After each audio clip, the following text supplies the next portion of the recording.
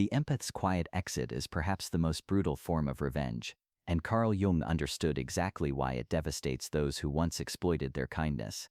It is not an outburst, nor confrontation, nor a dramatic scene. Instead, it is something far more destructive: complete withdrawal. When someone who has given everything suddenly disappears into silence, Jung observed that it forces others to confront a truth they have long avoided: that they were never truly loving you, they were using you. Imagine this: you have spent years being the emotional backbone for everyone around you. You were the one who listened without judgment, soothed without complaint, and gave without keeping score. Over time, you absorbed their anger, their pain, and their dysfunction, until your own soul began to feel foreign. Yet the turning point does not arrive with anger or dramatic displays, but with quiet certainty. You stop explaining yourself. You stop apologizing for having needs.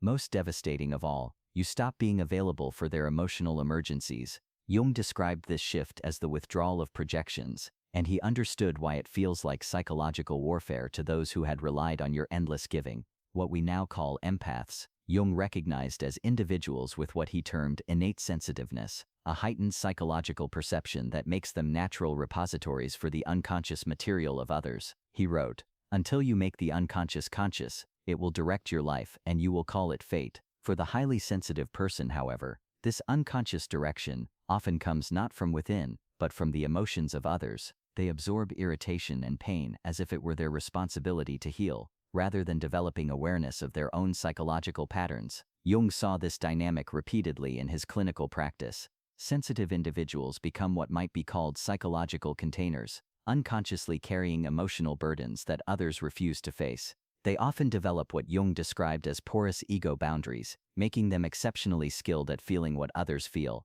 but unable to distinguish between their own emotions and those they have absorbed. This leads to what Jung understood as the helper's dilemma. The more you shield others from their psychological work, the more dependent they become on your emotional labor. In this way, you cease to be recognized as a person, and instead become a function. These relationships often operate under what can be called the unconscious contract of codependence. The sensitive person agrees to carry the emotional weight, while the other party offers only conditional acceptance in return. Neither is fully aware of this unspoken contract, which makes the arrangement so powerful and so damaging. Jung captured this truth in his words: "We cannot change anything until we accept it. Condemnation does not liberate, it oppresses." Yet in these dynamics, only one person changes: the sensitive one, who adapts, accommodates, and absorbs, while the others remain static. For this reason, Jung emphasized that true individuation, the process of becoming who you authentically are, requires what he called the courage to be displeasing. For highly sensitive people, this feels like betrayal, as their identities are often built around being helpful, understanding, and emotionally available. But Jung identified distinct stages that unfold when such individuals begin reclaiming their autonomy. I call these the 5 stages of empathic individuation, and they explain why the quiet exit is so devastatingly effective. The first stage is what Jung referred to as the moment of psychological clarity. It does not arrive in the form of a dramatic upheaval. Rather, it is often sparked by a small incident that suddenly illuminates the entire dynamic. In that moment, you realize your presence has been reduced to a function, rather than valued as a person. Jung wrote, "The world will ask you who you are, and if you don't know, the world will tell you." This awakening is painful, because it reveals how much of yourself you have sacrificed for the comfort of others. You begin to see that your kindness has been mistaken for weakness, your empathy for availability, and your silence for consent. Most painfully of all, you recognize that many people in your life do not truly know who you are beneath your role as their emotional support system. Jung called this realization the first step towards psychological independence. It is the moment when you stop making excuses for others' behavior and begin questioning why you have accepted so little in return for giving so much. For many, this recognition ushers in what Jung termed shadow integration, the acceptance that you played a role in your own exploitation by failing to establish boundaries. This is not self-blame, but self-awareness, and it becomes the turning point that allows true transformation. Jung observed that once recognition occurs, sensitive individuals inevitably enter what I call the great reorientation. As sensitive individuals begin to reclaim their autonomy, their energy shifts inward rather than outward. This is not depression or withdrawal, but a conscious redirection of psychological resources. They stop automatically saying yes to every request, and begin pausing before absorbing the emotional states of others. Most importantly, they start asking questions they may have never considered before. What do I actually want? What do I need? Who am I when I am not taking care of everyone else? Jung captured this shift when he wrote, "I am not what happened to me, I am what I choose to become." For highly sensitive people, this process often feels selfish because they have been conditioned to believe their worth is measured by their usefulness to others. Jung understood that this stage inevitably involves what might be called the discomfort of authenticity.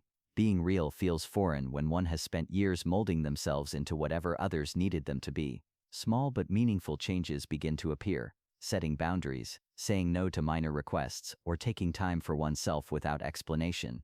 Every boundary set, Jung noted, is not only personal but also therapeutic for others. By refusing to enable avoidance, the sensitive person forces those around them to develop their own coping mechanisms. This creates what I call the vacuum effect. When the empath stops over-functioning in relationships, the space they once filled with emotional labor becomes glaringly obvious. They no longer initiate every conversation, rush to smooth over conflicts, or serve as the constant source of reassurance. Most strikingly, they stop explaining themselves or seeking approval for their choices. Jung described this transformation as the withdrawal of participation mystique, the unconscious merging of one's psyche with others. Instead of absorbing others' emotions, the empath begins to observe them. Instead of fixing problems, they witness choices. The psychological impact on others is immediate and profound. They suddenly recognize how deeply they depended on the empath's emotional regulation, conflict avoidance, and endless accommodation. What once felt natural was in truth sustained by invisible labor. To those who had taken this support for granted, the silence is deafening. As many empaths have realized, silence speaks louder than words ever could. Jung understood, however, that this silence is not punishment but protection. The empath is not attempting to wound others but to stop wounding themselves. Yet for those accustomed to constant availability, such absence feels like abandonment because they have never learned to meet their own emotional needs.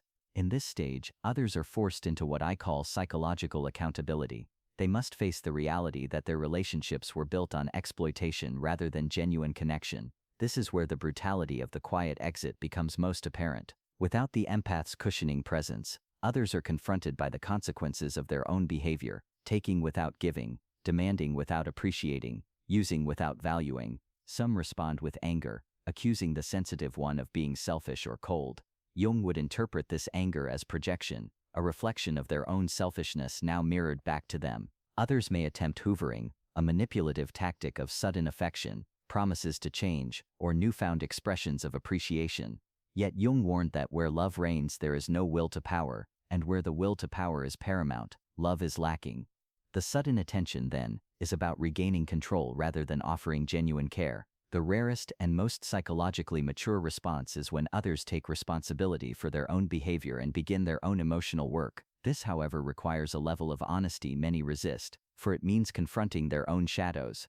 As Jung wrote, knowing your own darkness is the best method for dealing with the darknesses of other people. At last, the sensitive individual reaches what can be called the birth of psychological sovereignty. They have not only withdrawn from unhealthy dynamics but have begun building a life based on authenticity rather than expectation. Here Jung's notion of conscious empathy emerges, the ability to feel with others without losing oneself in their experience. Compassion no longer means compulsion. Sensitivity no longer requires serving as a receptacle for the unconscious material of others. Above all, they learn to trust their own instincts, to validate their own truth, and to honor what is healthy and life-giving. Jung expressed it best when he wrote, "Loneliness does not come from having no people about one, but from being unable to communicate the things that seem important to oneself." In this sovereignty, the empath no longer needs external validation to know what is true, what is healthy, and what serves their highest good. This sovereignty is what makes the quiet exit so brutally effective. You are no longer fighting against others, you are fighting for yourself. You are not trying to punish them, you are protecting your own psychological integrity. When you reach the point where peace is chosen over people-pleasing, you step into a new chapter of selfhood. Yet Jung also warned of the loneliness that can accompany this stage. When you stop attracting people who need fixing, you may feel isolated until you learn to draw toward you those who value authenticity over utility. Jung understood that the empath's quiet exit creates what I call the mirror effect. Your absence becomes a reflective surface that forces others to see themselves clearly, often for the first time. Without your emotional buffering, they are confronted by the full weight of their own psychological patterns. Some will never truly understand what has happened. They will create stories about how you changed, how you became selfish, because acknowledging their role in the dynamic would be too threatening. Others will experience what Jung described as a neurotic breakdown, in which the collapse of old coping mechanisms forces the development of healthier ones. Though it rarely feels like a gift, it can be the beginning of genuine growth. A rare few, however, will use this experience exactly as Jung intended, as an opportunity for individuation. They will recognize that their dependence on your emotional labor was stunting their own psychological development, and in that realization lies the seed of transformation. This is why Jung believed the quiet exit is so devastating. It is not merely the loss of comfort or support, it is the sudden confrontation with what he called the unlived life. By ceasing to enable avoidance, you force others to face the conflicts, feelings, and growth they had long postponed. Your presence had been more than soothing, it had been a buffer against their own evolution. Jung captured this truth when he wrote, "No tree, it is said, can grow to heaven unless its roots reach down to hell. Your withdrawal compels others to grow their own roots instead of leaning on yours." The brutality of this revenge lies not in what you do to them but in what you stop protecting them from. Without your anesthesia, they feel the full intensity of their own reality. Ultimately, Jung envisioned a path toward what I call the sovereign sensitive, someone who maintains their depth of feeling without losing themselves in the experiences of others. Such a person can love without dissolving into sacrifice, can help without depleting themselves, and can care without assuming responsibilities that are not theirs to bear. They embody what Jung referred to as the conscious individual, one who chooses their responses rather than reacting out of unconscious patterns. The quiet exit, then, is not about becoming hardened or closed off, it is about becoming conscious. Jung believed that consciousness was humanity's greatest achievement, the ability to live and respond from the authentic self rather than from inherited or unconscious programming. Sensitivity becomes a superpower rather than a vulnerability when it is protected by boundaries and guided by awareness. Jung even suggested that highly sensitive individuals play an evolutionary role in human consciousness, a process I describe as the empathic awakening. When sensitive people stop enabling unconscious behavior and begin modeling conscious living, they shift the collective. Each act of authenticity over approval gives others permission to do the same. Each boundary drawn demonstrates that self-respect is possible. Each refusal to carry another's emotional burden forces others to develop their own psychological strength. Jung once wrote, "The individual has always had to struggle not to be overwhelmed by the tribe." The quiet exit is precisely that struggle, the assertion of individuality against the pull of the collective unconscious. And so here is the essence of what Jung would want you to remember. Your sensitivity is not your weakness, it is your greatest strength when it is consciously directed. The quiet exit is not punishment. It is preservation. It is the sacred pause that allows you to become who you truly are. The people meant to remain in your life will be those who respect your boundaries, appreciate your depth, and meet you with reciprocity. Those who cannot will reveal themselves by how they respond to your sovereignty. Jung's process of individuation is never comfortable, but it is always necessary. You cannot become whole while pieces of yourself remain scattered among people who do not value what they have been given. The empath's quiet exit feels like the most brutal revenge, precisely because it is not revenge at all. It is revelation. When someone who once gave everything suddenly disappears into silence, it forces others to confront the truth. Jung spent his life illuminating, genuine relationship requires mutual consciousness, not unconscious exploitation. Your withdrawal is not cruelty, it is clarity. Your silence is not punishment, it is protection. Your boundaries are not walls but the foundation of authentic connection. Jung once wrote, "The first half of life is devoted to forming a healthy ego. The second half is going inward and letting go of it." The quiet exit clears the path for this deeper journey, for relationships built on truth rather than dependency, and for the emergence of authentic connection rather than exploitation. If you want to explore more about how sensitive individuals can navigate a world that often misunderstands their nature, I invite you to my video on 8 signs you're not meant for this world, where I dive deeper into Jung's insights about those who experience reality differently from the masses. Your sensitivity was never meant to be in service of the unconscious. It was meant to be a bridge first toward conscious living for yourself, and then for those ready to cross with you. Thank you for walking this path of understanding with me. I'll see you in the next dimension of consciousness.